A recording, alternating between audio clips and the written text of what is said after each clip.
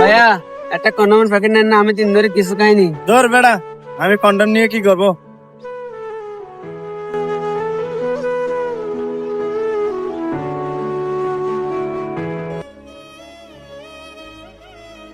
ভাইয়া আমার থেকে একটা কন্ডোমের প্যাকেট নেন না, আমি 3 দিন ধরে কিছু খাইনি।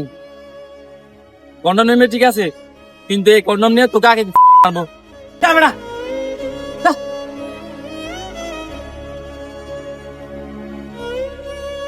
এই ভাই, এদিকে আয়। তুই কি বিক্রি করতেছিস এগুলা?